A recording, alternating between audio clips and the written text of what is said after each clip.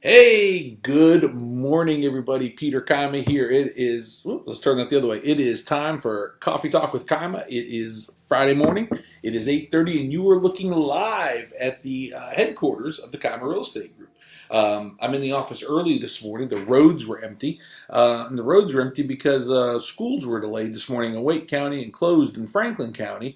Um, but I will tell you, everything seemed fine this morning. But what I'm hearing since I've been in the office, and I got here early, but what I'm hearing from everybody is that, excuse me, is that it's really, really windy out. It wasn't too bad this morning, a little gusty, but apparently it got so windy, and there's still projected outages that they decided to go ahead and close the schools for the day.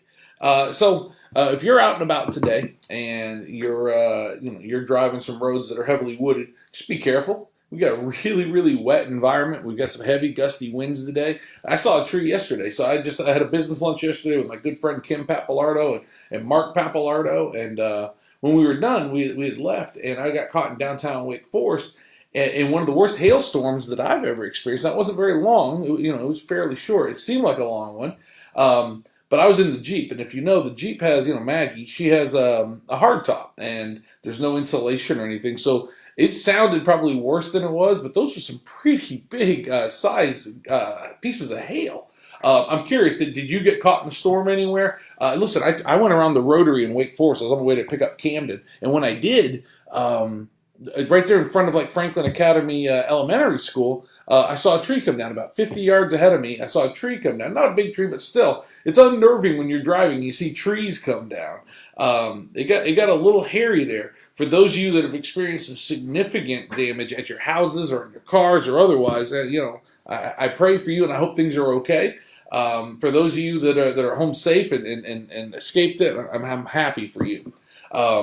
But yeah, apparently today's supposed to be gusty all day long, and because of that, because of the conditions outside, Wake County Public Schools probably made the right choice in canceling schools. It's interesting because we never really got winter this year, and if this is our blast of winter, let it be, let it come and go. But are we still under that time frame? And somebody help me out with this. This is a North Carolina thing apparently, because I'd never heard this before. But if you get a thunderstorm in the middle of winter, that you're supposed to get snow within 10 days. Is that still the case? Michelle Morton, I know you got baseball tryouts next week, and I know you mentioned that winter better not come now. But is that the case? Does that apply to yesterday, or are we outside that time frame? Again, I think that's more of a North Carolina thing than anything else. Nonetheless. Listen, before we get started on Coffee Talk, I wanted to mention to you, we were having an off-the-cuff discussion here in the office this morning. And raise your hand if you've ever stepped on one of your child's Legos in the middle of the night or early in the morning and just felt that one pain that is unlike any other. That's stepping on a Lego. Have you ever done that? That is absolutely miserable to do that kind of thing.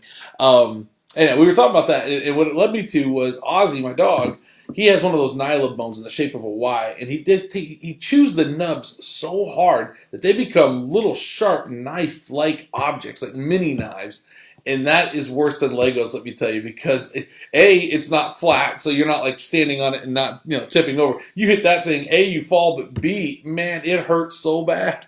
Anyhow, fun to have a dog, but sometimes I'll tell you what, whether it's dogs or Legos or whatever it is you're stepping on in the middle of the night, that certainly wakes you up. And I guess if you have a hard time getting going in the morning, maybe just lay some Legos at the foot of your bed, and when you stand up in the morning, listen, that gets the heart rate up quickly. So, Super Bowl is come and gone. Interesting Super Bowl. It was a good game for a long time.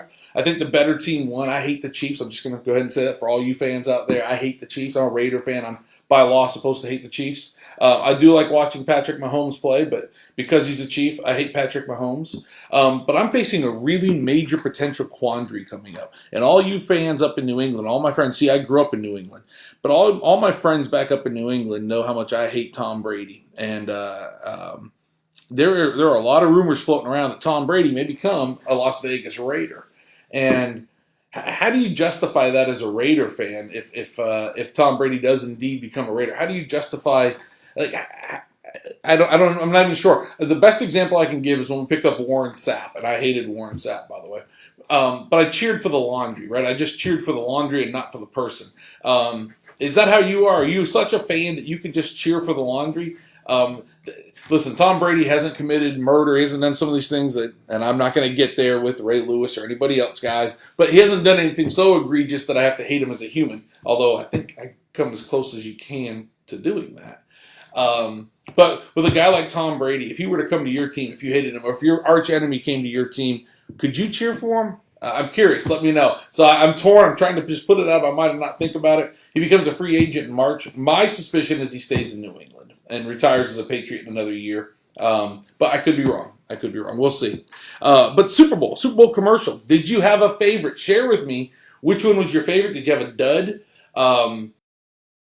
The winners, to me, I like the Doritos commercial, the one made right here in Wake County. I thought the Doritos commercial, Little Nas X and Sam Elliott, I thought that was really, really well done. Here's a commercial I like, but here's the problem with some of the commercials in today's world, in my mind, or forever for that matter. I love this commercial, and I had to look up who it was in terms of the manufacturer. Do you remember the Smart Pot commercial? So again, being from New England, I love the Smart Pot commercial. But I did not know. I had no idea who the manufacturer was. Was it Honda? It turns out it's a Hyundai commercial. And but is the commercial really effective if you like it, but you don't know the brand that's actually putting the commercial on? I'm curious. It's for those of us, like, we do a lot of marketing, and so it makes me pause. Is our marketing on point? Is the brand leading the way, but is it catchy enough at the same time? So that was really catchy, but the brand didn't catch my attention. And then the third one I really liked, and this is a tribute to maybe to our generation, but Groundhog Day. I thought Groundhog Day was really fantastic. My 12-year-old son has seen Groundhog Day with us, and so he also appreciated it, which was cool. But I thought that was well done and creative. There are a few others in there, but those are my top three: the Doritos, the Smart Pack, and the Groundhog Day. But did you have a favorite Super Bowl commercial? Hey, good morning, Kim. Good morning, Teresa. Good to see you. Trey, what's up, buddy? Kim, by the way, you had a shout out earlier on this coffee talk, so you'll have to rewind and check that out. I want to move on. I want to move on to the next thing. So we've talked a little bit about the storms. We've talked about what it's like to step on a Lego. We've talked about Super Bowl commercials. Had a chance last night to go to an art show. I'm not a real big fan of art in general. Like, I'm just not my thing, but I like what I like. And if you can see over my head today, let's see if we can do this right. Those are two photographs of the mountains of North Carolina by an artist that we love. We actually have one of his larger photos hanging above our fireplace in our house. And photography is probably my number one favorite form of art. That along with like physical art, like pottery. Like I'm a big fan of having pottery in our house. But photography, I really enjoy that. And especially somebody who has a really good eye. I like to see movement in photos, that kind of thing. Well, a young man just recently graduated from Wake Forest High School not too long ago named Nate Sander. He's Kirk Hooper's son. For many of you might know Kirk. He held a little show last night. Unfortunately, it was right after the storms, and I really thought when I got there it might be empty, but I was excited to go see his artwork. You see, he went to Hawaii with his family on vacation, stayed an extra couple of weeks, and took some photos, and he had his very first art show ever. And I was just proud of him, and I love to support our friends and their kids and what have you. So I went to that show last night with Camden. They did it at B&W Hardware downtown in Wake Forest, and the place was packed. He drew a crowd. It was fantastic. People were buying things, and we went home with a little something as well, and really enjoyed that. So those are the kind of fun things about living in a small town and just having a tribe, so to speak, right? I guess that's the buzzword, your own tribe. It's nice to have a tribe, right? You did catch it. Good, Kim. The next thing I want to talk about real quick before we move on to some real estate is, are you ready for taxes? Have you been doing all the right things to get ready for tax season? For those of you that own businesses, hopefully your accountant's got you squared away. I want to share just a real simple, for those of you really small business owners, I want to share with you, we've talked about this before, a book called Profit First. This is a recommended reading by Gary Keller. And it's really simple. There's a lot in here, right? There's a lot in here, but I can break it down for you. The real basics of this is that we've been running businesses the wrong way, right? We've always taken our revenue, paid our expenses, and what was left over was profit. Well, tell me the one reason a business exists, a true business, right? Businesses exist for one reason only, and that is to make a profit. Anything beyond that is benefits that are, if you make a difference in the community, those kind of things. But if you don't make a profit, the business doesn't survive, right? So if a business is created to make a profit, shouldn't we be paying profits first? And so the model here is your expenses are determined by the amount of profit you should be making. So we apply a profit percentage through a formula in here, apply it to our income. So now our revenue comes in, we take our profit first, and then if our revenues don't fit into what's left over, guess what we have done? We've cut revenues. Guys, it's changed our world. We've been doing this 6 months. I'm not going to get real deep on this. If somebody wants to sit down and talk about it, certainly happy to do that. But if you're struggling with that at the end of this year, as 2019 ended and you're looking at 2020, I can tell you there's another large business that we're pretty close to that is also adopting this for all of their businesses. But profit first, right here. I can't say enough good things about it. But again, would love to mastermind with you if that's something you want to do.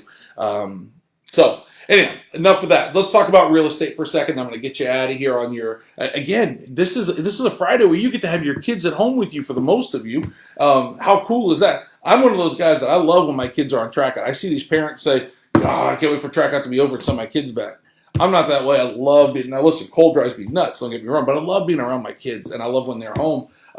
It causes me to want to be home more often and to hang out with them. And part of that might be some of the things we've talked about over the last few months, and that is I'm seeing the end is near, right? Meaning college is coming, and it's coming faster than I want it to. But that's a story for another time. So here's your real estate tip for the week. If you're selling a house and it's vacant, you're not going to be in your home. This also applies to you if you're going on vacation, by the way.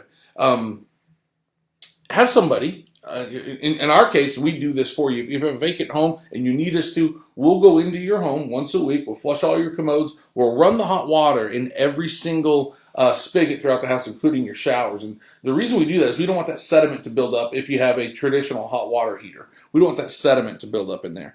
Also, throw a cup, before you turn your dishwasher back on, if you've not used your dishwasher for a week, throw a couple cups of water in the bottom of the dishwasher because you're starting a dry mechanism that ought to be wet when it started. That's a tip from my good buddy Michael Edmonds, one of our inspectors. But if you're going to be gone or you're selling a vacant home, make sure you've got somebody, whether it's your real estate professional or whoever it is, coming in and flushing all the commodes, running all of the faucets. And so some of you are in a position that we're going to be in soon, and that is we're going to have parts of our house that aren't going to be used when our kids move out one day. And so you might have a bathroom in your home that you say, well, we never touch that bathroom. Nobody ever uses it. Well, you ought to use it. Keep everything lubricated, right? Keep everything running. So you want to go in there, run a little hot water, run a shower through there, run the, flush the commodes, the sink, all that kind of thing. So if you're not using the mechanicals of your home on a regular basis, make sure you find a way to do that. Put it on your calendar, right? You've got it on your calendar to change your filters every 30 days. Put it on your calendar for those time frames that you're not in those rooms that you go in there and you do that. Mark Papalardo is calling me right now, and I suspect I know why. You see, I do this thing when I'm in meetings with you, and many of you know this. If I'm in a meeting with you and there's a lot of people in there, somebody's putting on a meeting, I will call your phone to see if your ringer is on, just because I just like to do that kind of thing. I'm kind of a jerk that way sometimes. But I think that's probably why Mark's calling me right now. Nonetheless, so let's talk a little bit more about real estate. Guys, exactly 6,500 homes available right now in the Triangle. That's it. 6,500 homes. Guys, think about that for a second. In the Triangle. Think about that. Several million people living here. 6,500 homes available right now. And we live in a very transient community. People in and out all the time. 6,500 homes. There are 6,298 additional homes that are under contract or pending for a total of 12,798. Guys, it's not that houses aren't coming on the market. It's that houses are coming off the market, right? Think about this. On January 1, we had 11,788 homes total between pending, contingent, and active, right? Meaning houses that were either under contract or available. 11,788. Today we've got 12,798. We've added in 1 month's time 1,000 more homes to the inventory, yet our inventory days on market has gone down again. We are now down to 1.84, not days on market, months of supply. 1.84 months of supply. So we're adding homes at a pretty good rate. They're coming off the market at a pretty good rate. If you were thinking about selling your home, the market is so favorable for you right now in a lot of price points. Not every price point, but in a lot of price points. Call us or call somebody you know that can help you. Listen, I'm not here to beat up brand new real estate agents, but if you're dealing with the most expensive investment you probably have in your portfolio right now, which is your home, and that's the case for most of us, please find somebody that can help you right now. Because yes, it's easy to sell a home right now, but is it easy to maximize the dollars on that home? Anybody can sell a home, but can you maximize the dollars with the least amount spent? We had somebody come to us recently with a townhome. They thought he was going to be spending $15,000 to $20,000 on this townhome to get it ready for market. After we visited with him, we're looking at maybe $1,200 to $1,500 because the market is just so white hot in his price point. So please call somebody. Don't start painting. Don't start doing things to your home until you get somebody out there to kind of identify what really truly needs to be done and what doesn't. And what I've told people is, if you came to me 6, 8 years ago, it would have been totally different. I would tell you, let's put our best foot forward completely on everything. We've got to have everything repaired. We're doing pre-inspections. I haven't done a pre-inspection with sellers in quite a while now because they sit in the catbird seat. So if you're thinking about selling, let us know.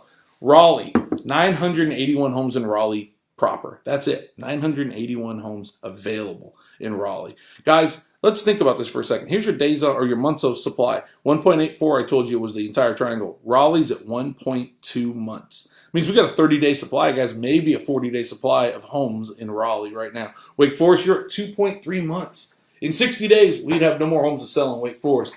Cary, you're at 1.2. Everybody else falls into those same ranges. Guys, if you need a help, whether you're thinking about buying, whether you're thinking about selling, whether you're thinking about investing, whatever that may be, let us know. On the flip side of that, I want to tell you, if you have commercial real estate needs, let us know that as well. Our commercial team is white hot open as well, and we've got some really cool things going on there. I hope you have a great week. Again, share with me your favorite Super Bowl commercial. And Kim, I see you. Yeah, that was Mark trying to be a jerk. I get it. Hey, spring training's coming very, very soon. Baseball's on its way. I'll see you guys in a week.